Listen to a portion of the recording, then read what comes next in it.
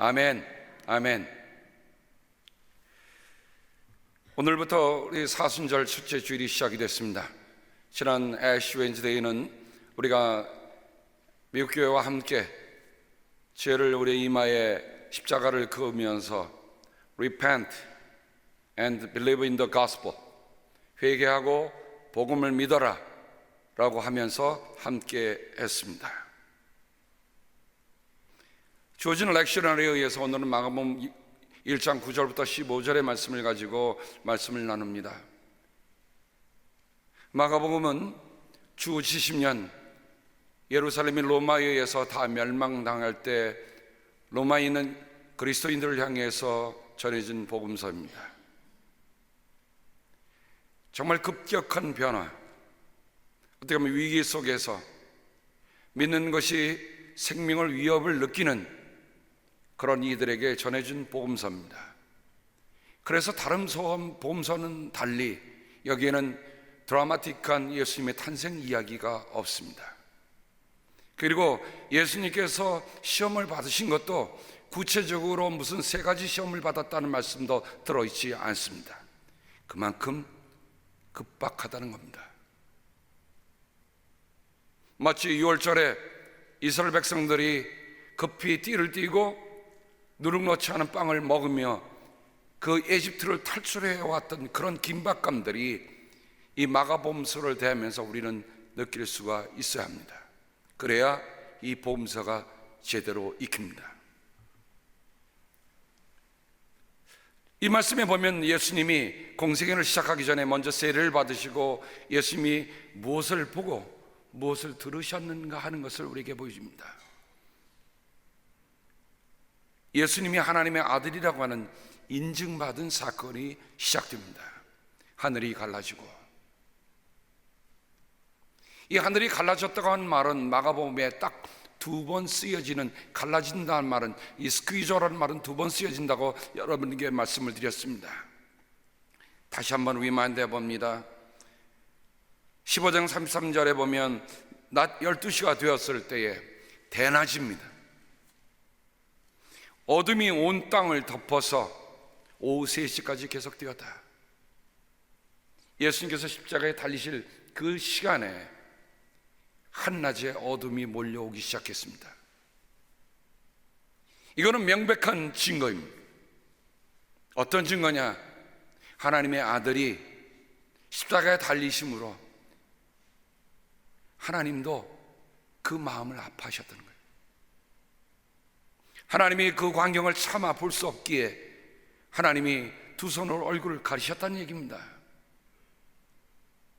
내가 볼 수 없는 그 광경, 여러분 한번 생각해 보세요. 여러분의 아들이 어떤 큰 사고로 여러분 현장에서 만약에 큰 어려움을 당하고 있다고 한다면 여러분 눈 뜨고 볼 아비와 어미가 있겠습니까? 아무도 없습니다.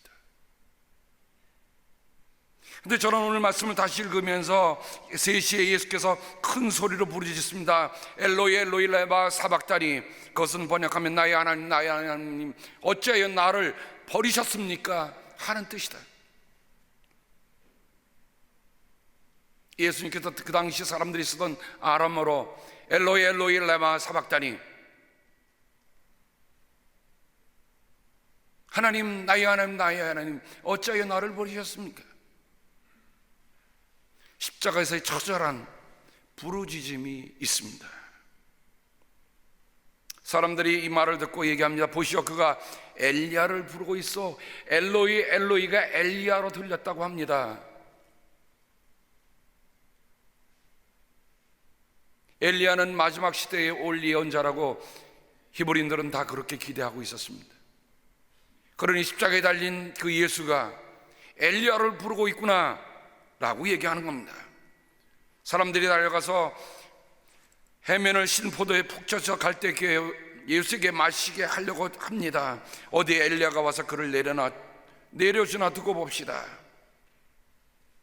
그런데 예수는 큰 소리를 지르시고 숨지셨습니다.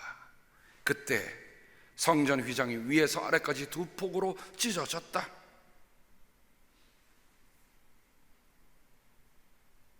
저는 이 말씀을 다시 한번 묵상하는 가운데 지성소와 성소를 가로막는 성전 휘장이 둘로 찢어졌다고 하는 것을 이렇게 다시금 말씀을 보았어요.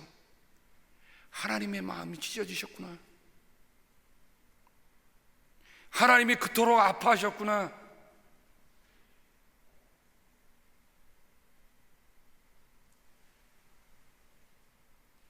유대인들은 자기가 죄를 회개하려면 옷을 찢습니다. 그래서 유해를 얘기하죠. 옷을 찢지 말고 마음을 찢어라. 우리가 먼저 마음을 찢기 전에 하나님이 마음을 찢으셨다는 거예요. 그게 성전의 휘장이 투포로 찢어진 그 사건을 우리에게 보여줍니다. 그런데 예수님께서 공생애를 처음 시작하시고자 세를 받던 그때에 하늘이 갈라졌다, 성전 휘장이 찢어졌다, 같은 말씀입니다. 이미 예수님의 생애 처음부터, 공생애 처음부터 하나님의 마음을 가르고 하나님의 마음의 아픔을 보여줬던 그 사건이 아니고 무엇이겠느냐 말입니다. 우리의 자녀들도 정말 커가면 갈수록 누구의 마음을 안다고 합니까? 그때서야 부모의 마음을 안다고 그러잖아요. 젊었을 때는 내가 다 잘한 것 같고 내가 하고 싶은 대로 다 하는 것 같지만 인생이 깊어가면 갈수록 누구의 마음을 알아요? 부모님의 마음을 그때서 알아가는 거잖아요.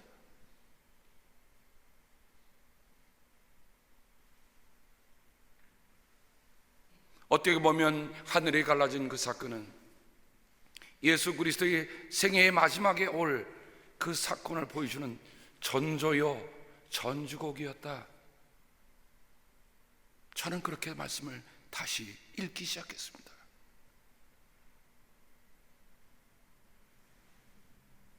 하나님은 그 아픈 마음도 우리에게 드러내 보여주신 거예요. 하늘이 갈라졌다는 것을 그것은 이상한 징조로 보지 마세요. 하나님 아버지께서 그 속내를 우리에게 드러내 보여주셨다.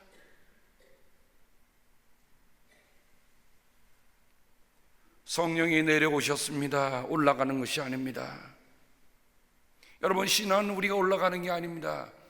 신앙은 철저하게 하나님이 우리에게 내려주시는 것 뿐이에요.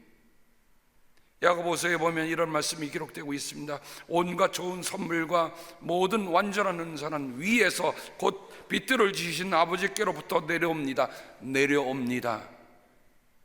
우리가 찾아 올라가는 거 아니에요. 우리가 찾아 헤매는 거 아니에요. 우리가 어느 곳에 있든지 간에 정말 우리의 마음이 하나님을 향해 있고 우리의 마음이 전심으로 하나님을 찾으면 하나님이 내려주시는 것으로 저는 믿습니다. 많은 사람들이 무엇을 내가 찾는다고 생각하면서 무슨 일을 하려고 하잖아요. 그런데 여기 보세요. 내려주셔야 들리고 내려주셔야 보이는 거예요. 그렇죠? 온갖 완전한 은사는 아버지께서 하늘로부터 우리에게 내려주시는 겁니다. 우리는 받기만 하면 돼요. 기다리기만 하면 돼요. 아버지께는 이러저러한 변함이나 회전하는 그림자가 없으십니다. 세례 요한도 이렇게 예수님을 증거하잖아요. 나도 이분을 몰랐습니다. 내가 세례를 줬는데 나도 이분을 몰랐습니다. 그러나 나를 보내어 물로 세례를 주게 하신 분이 나에게 말씀하시기를 성령이 어떤 사람 위에 내려와서 머무는 것을 보거든 그가 바로 성령으로 세례를 주시는 분임을 알아라 하셨습니다. 세례 요한에게 분명한 메시지가 있었습니다. 성령이 그분 위에 내려와 머물거든 그분이 바로 성령으로 세례를 주실 분임을 알아라.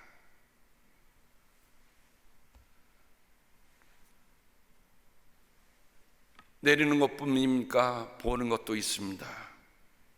요한계시록 21장에 보면 밤모섬에 갇힌 사도 요한이 그 돌 감옥 속에서,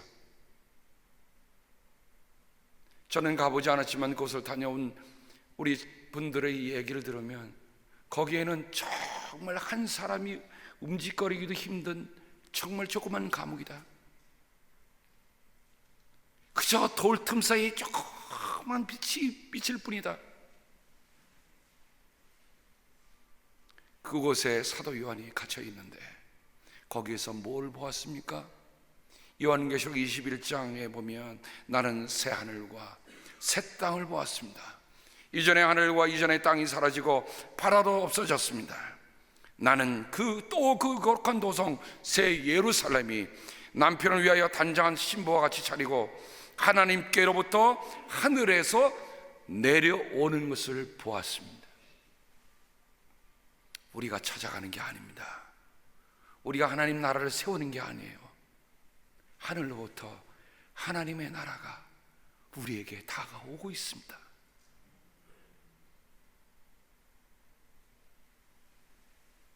사도 요한이 얼마나 감동스러웠을까요? 얼마나 감격했을까요? 자기의 생애 한치도 앞을 내다볼 수 없는 돌 감옥에 갇혀서 빛 한 줄기 바라보고 살아가는 이젠 그 늙은 사도에게 무엇이 희망이 있었겠어요? 무엇의 삶을 걸었겠어요? 그런데 하나님이 그 사도연에게 주일날 보여주신 겁니다. 내가 찾아가는 줄 알았어요. 내가 구해야 되는 줄 알았어요. 근데 그게 아니더라고요. 하나님께서 거룩한 새 예루살렘 새 도성을 그에게 내려주시는 거예요. 하늘부터 내려주시는 거예요.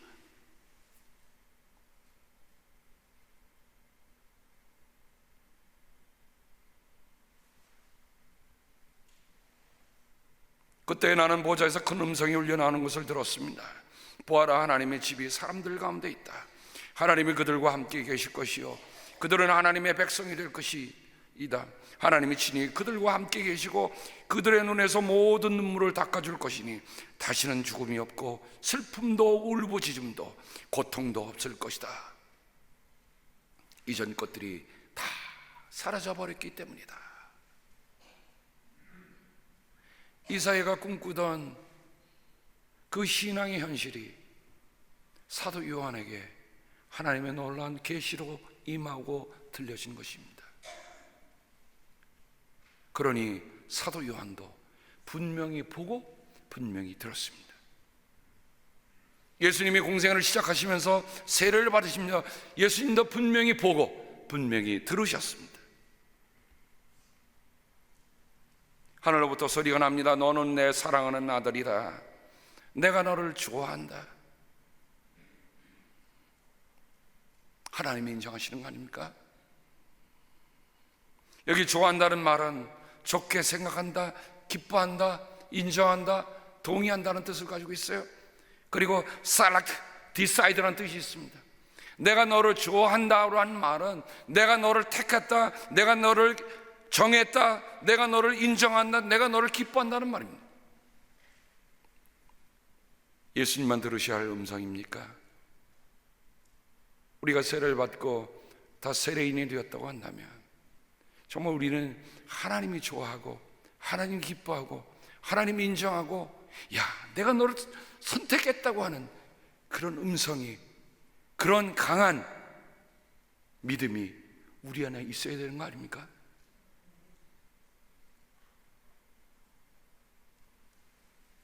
바로 이처럼 놀라운 사건이 있은 연후에 그리고 곧 성령이 예수를 광야로 내보내셨다.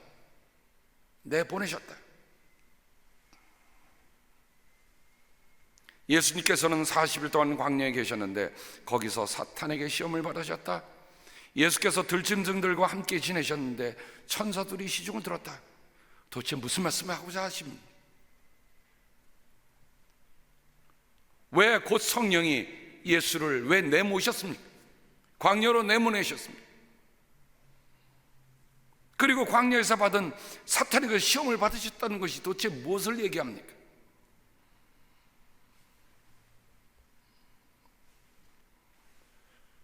성경에 보면 특별히 야고보서 1장 12절 13절에 가보면 시험이란 말이 두 가지 다른 단어를 쓰고 있음을 봅니다. 우리 말하는 그냥 시험이니까 그래서 우리가 자꾸만 성경을 잘못 읽을 수 있습니다.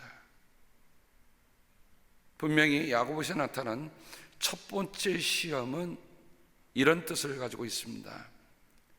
페이라스 모이스. 페이라스 모이스라는 말은 연단을 위한 시험이에요. 트라이얼 하기 위한 시험입니다. 믿음을 단련시키고 믿음을 확고하게 하고 믿음을 입증하기 위한 시험이 페이라스 모이스예요. 오늘에 나타나는 시험과 다른 얘기입니다. 그러니까 그 시험은 누가 주시는 겁니까? 하나님이 우리에게 주신 거예요. 그런데 오늘의 말씀에 있는 이 시험은 페이라조 메노스라고 씁니다. 페이라조라는 말이 유혹이에요. 유혹, temptation. 사탄은 우리를 유혹하는 거지 사탄이 우리를 시험하는 게 아니에요. 그 번역을 잘못했어요.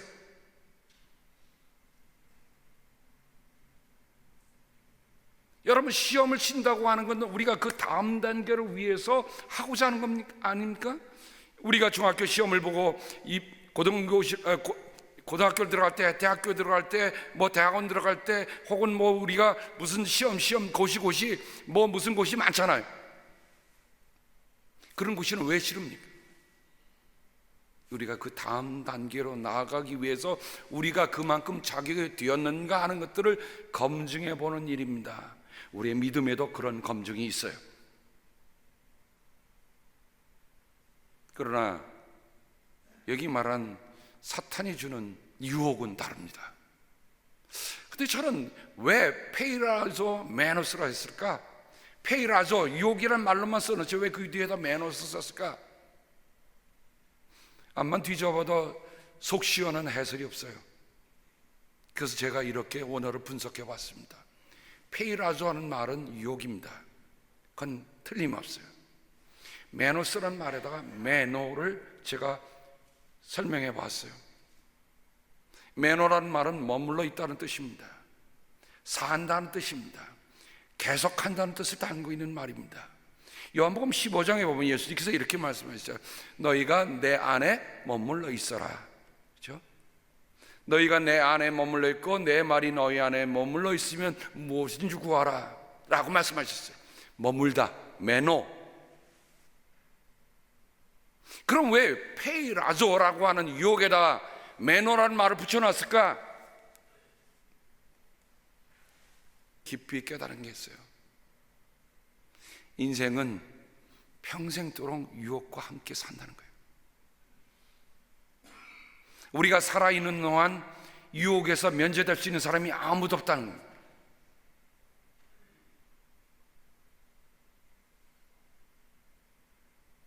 참, 이 말씀을 대하니까 한편은 위로도 되면서 한편은 경계도 돼요.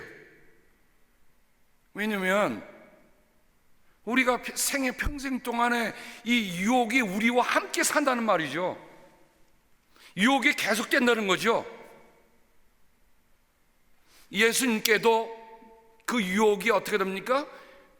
페이라조 메노스니까 예수님에게도 그 사탄이 시험을 했는데 오늘 마가복음에 뭐 시험을 이기셨다, 시험이 끝났다는 그런 말이 아무것도 없어요. 그냥 페이라조 메노스 이 말로 다 끝나요. 예수님께서 40 동안 시험을 받으셨다.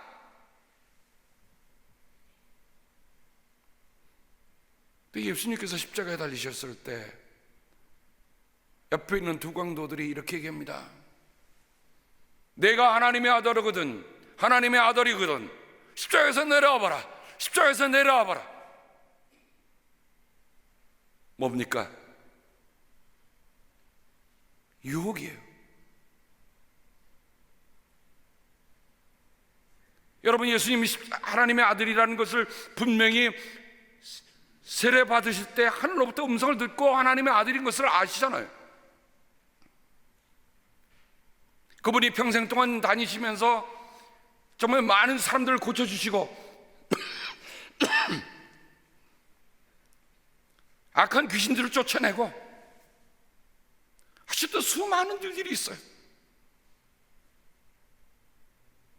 근데 정작 자신이 십자가에 달리셨을 때는 예수님은 어떻게 하셨습니까?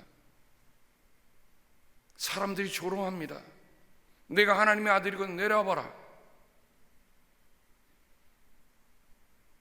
한번 우리 솔직히 이렇게 한번 생각해 보십시다. 예수님이 내려올 수 있었겠어요? 없었겠어요? 예수님이 스스로 말하셨습니다. 그를 잡으러 온 사람들에게, 성전 경비대회들에게 얘기하셨습니다. 내가 지금이라도 하늘의 천군 천사를 부를 줄 몰라서 너희들에게 잡혀가는 줄 알았느냐? 마땅히 하실 수 있으셨습니다. 그러나 예수님은 우리를 위해서 십자가에서 자기 몸을 내주심으로 우리의 죄의 근본적인 문제를 해결해 주시기 위해서 당신 자신이 죽으셔야 했어요. 당신 자신이 고통을 받으셔야 했어요.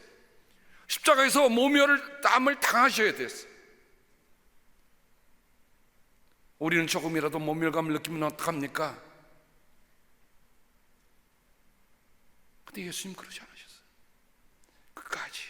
끝까지 견디다가 엘로이 엘로이 레마 사박다니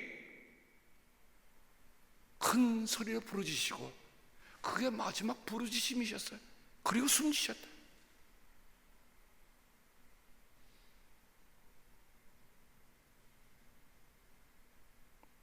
유혹의 성격은 뭡니까? 끈질기다는 거예요. 사탄의 유혹은 우리의 평생 동안 우리 곁을 떠나지 않는다는 것, 우리 인정하고 신앙생활 하셔야 합니다. 왜냐하면 우리 가운데 믿음이 좋다고 하는 이들이 믿음이 실족할 때 여러분 그거 어떻게 이해하시겠어요? 믿음이 없어서입니까? 아니거든요. 믿음이 좋다고 하는 목사님들이 왜 시험에 듭니까? 왜 그런 몰락을 합니까? 이유는 그거예요. 페이라조 메노스, 유혹이 끝까지 끈질기게 따라다니는 겁니다.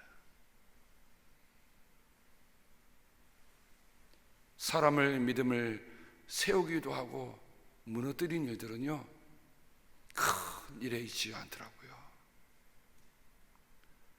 저 요즘 그것 때문에 참 많이 기도하고 있습니다. 하나님, 우리 성도들이 이러한 경우에도 시험 들지 않게 하옵소서. 이러한 경우에도 흔들지 않게 하옵소서. 이 말씀을 깊이 묵상하니 거기에 답이 나오더라고요.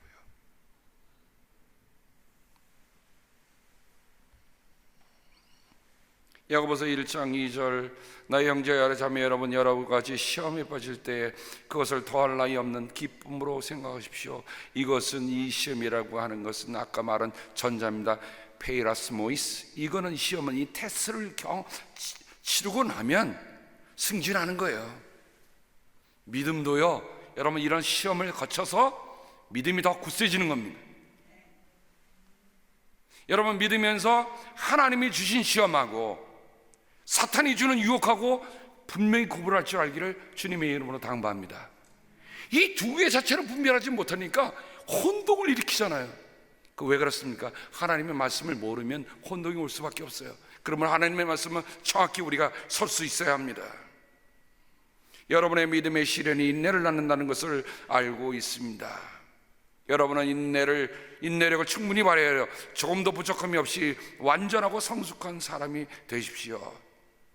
그리고 야고보 1장 12절로 띕니다. 시험을 견뎌내는 사람은 복이 있습니다.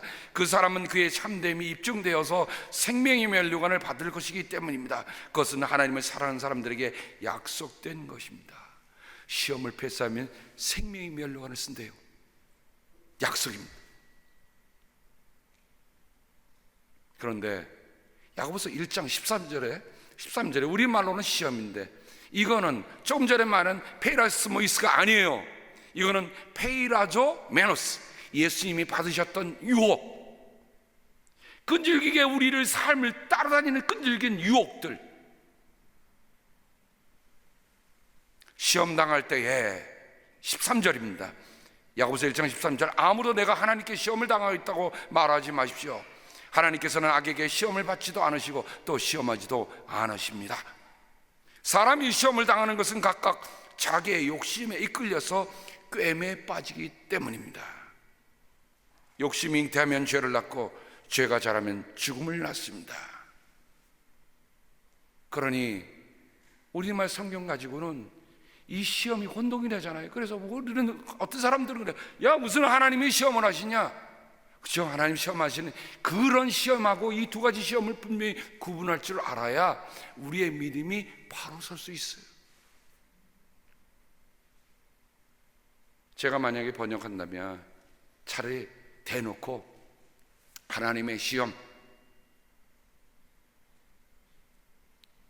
사탄의 유혹 이렇게 번역하는 게 더 알기 쉬울 텐데, 같은 시험을 하니까 이게 시험인지 아닌지를 구분을 못하는 어려움이 생겼다는 거죠.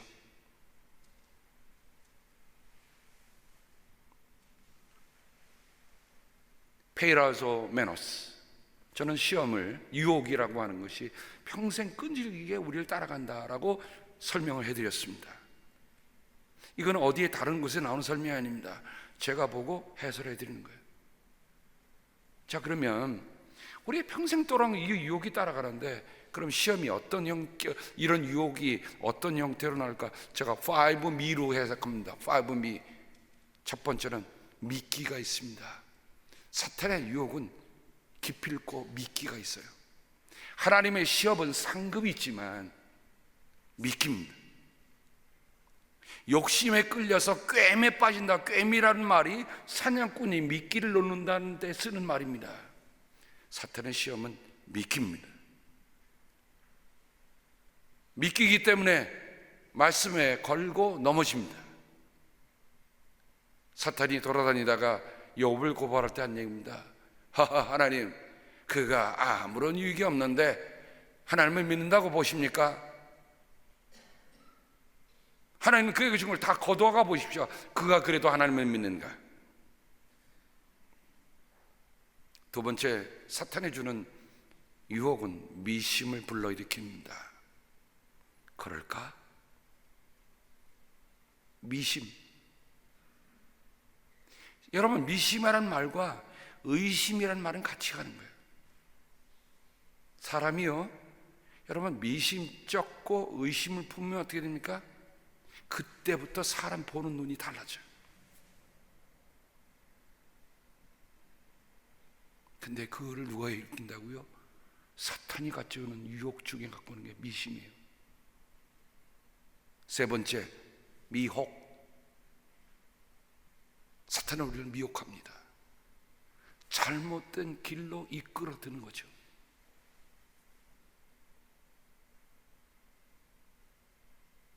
동물의 세계에 보면 미혹시키는 것들은 어떠냐? 주변에 꽃 중에 아주 아름다운 꽃이 있는데 그 꽃에 들어갔다가는 딱 잡혀 먹어요.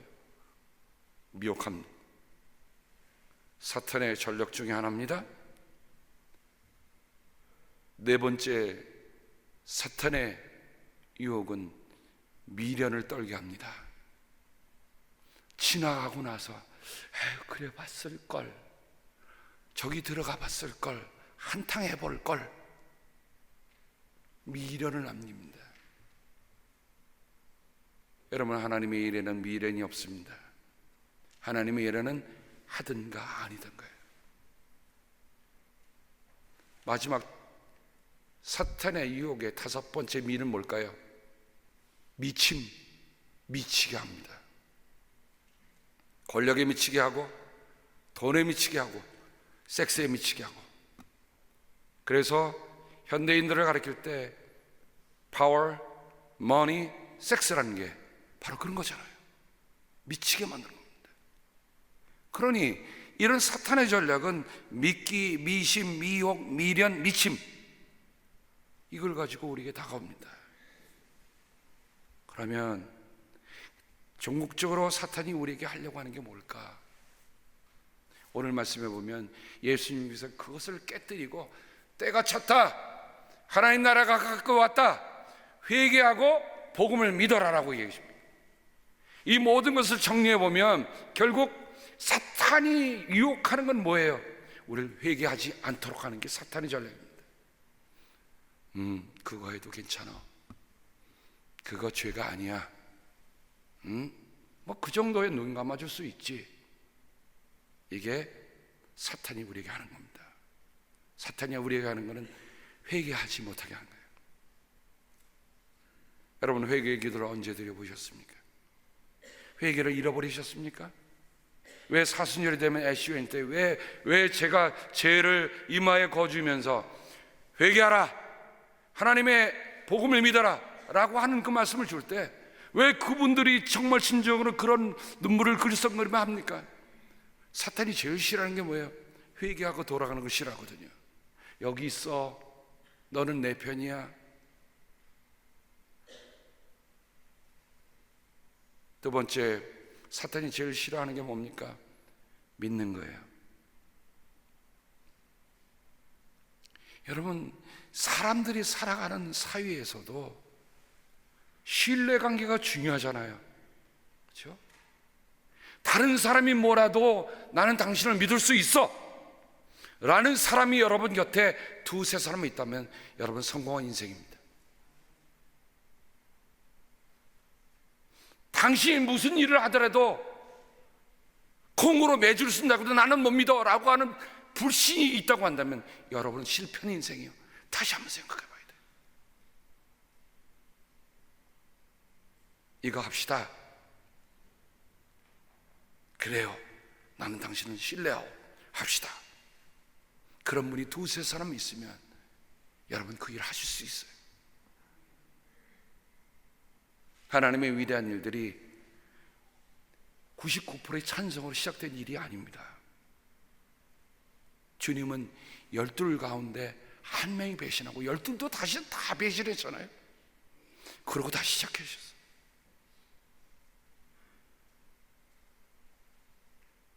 사탄이 하는 것은 뭡니까? 믿지 못하게 하는 거예요. 우리 이거에, 이 덫에, 이 유혹에 물려들어가지 않기를 바랍니다. 정말 하나님의 말씀이 내 안에 들어오매 그 말씀을 내가 믿습니다. 주님 말씀을 내가 믿습니다. 주님이 하신 일들이 내 가운데 이루어질 줄로 믿습니다. 사랑하는 성도 여러분, 여러분들 아픈 이들을 위해 저는 꾸준하게 기도합니다. 저는 여러분이 분명히 나을 거라고는 믿음을 갖고 있습니다. 아시겠어요? 저는 불신의 기도를 드린 적이 없어요. 다만 시차가 있을 뿐입니다. 어떤 시차? 하나님이 어떤 병들은 당장에 낫게 하시지만 어떤 병들은 오래 걸리는 병도 있어요. 낫는 과정이.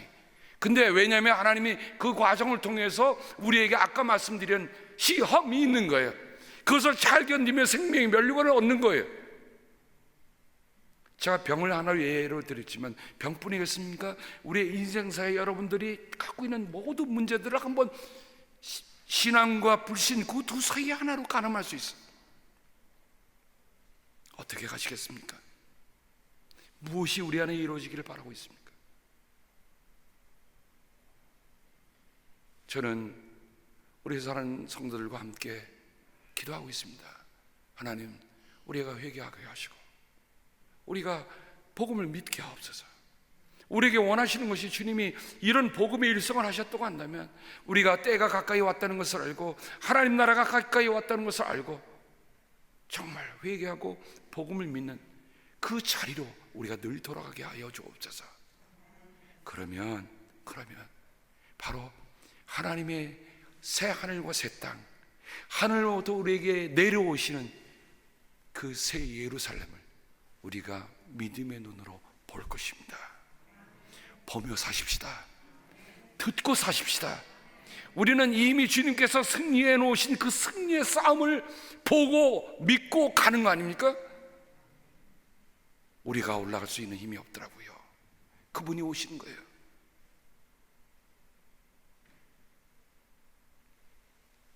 말씀을 맺으며 우리에게는 늘 여전히 두 가지 시험이 존속합니다.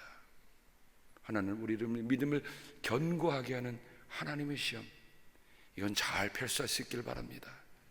그러나 사탄의 시험이라고, 사탄의 유혹은 여러분 한 번 물리쳤다고 도망쳐 있는 거 아니에요. 잠시 있을 뿐이에요. 언제 어디서 우리에게 다가오는지 아무도 몰라. 그러므로 끝까지 깨어 있어서 주님과 더불어 주님의 안에서 이 모든 이기고도 남는 우리들 모두가 되기를 주님의 이름으로 축복합니다. 기도하겠습니다. 하나님, 사순절은 어둠칙칙한 날이 아닙니다. 오히려 사순절에 주님께서 그 모든 악의 유혹들을 이겨내신 것과 같이 우리가 repent하고 우리가 복음을 믿는 그 자리로 늘 돌아가도록 하나님이 함께하여 주옵소서. 불신의 일을 멀리하게 하옵소서. 믿음의 일이라면 가깝게 하게 하여 주옵소서. 죄를 멀리하게 하시고 주님을 가깝게 하게 하여 주옵소서. 감사하며 예수님의 이름으로 기도드립니다. 아멘.